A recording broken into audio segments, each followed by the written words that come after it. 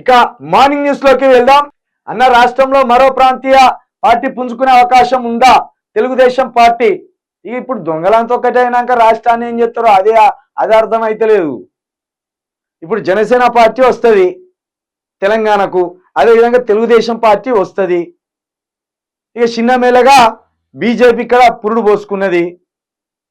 ఇట్లా ఆంధ్ర పార్టీలు, జాతీయ పార్టీలు 4 ఏకమై తెలంగాణ రాష్ట్రాన్ని ఏం చేయబోతున్నదో అర్థమైతలేదు. కాబట్టి ఇప్పుడు జనసేనకు సంబంధించి కూడా ఇక్కడ ఉన్నారు కొంతమంది. మన రాష్ట్రంలో మనకు ప్రాంతీయ పార్టీలు ఏర్పాటు చేయండి అంటే ఇంటలేరు. పక్కనున్న ప్రాంతీయ పార్టీలను తీసుకొచ్చి మన జనాల మీద రుద్ది మన రాష్ట్రాన్ని ఆగం చేసుకునే పని అవుతాను. ఒక 14 సీట్లు ఇస్తే కేంద్రంలో కీలకమయ్యేది మన ప్రాంతీయ పార్టీ అని మనం అన్నాం, నమ్మలేదు. చంద్రబాబు నాయుడు కాలే కీలకం అయిపోయింది. చంద్రబాబు నాయుడు చేతిలో మోడీ జుట్టు ఉన్నది. ఇప్పుడు ఓ మాట చెప్పాలంటే ఈ సునీల్ ఇసుక అయితే సంబరం అవుతాను. నేనన్నా పోటీ చేతినా లేకపోతే నేనేమన్నా ఓడిపోతున్నా?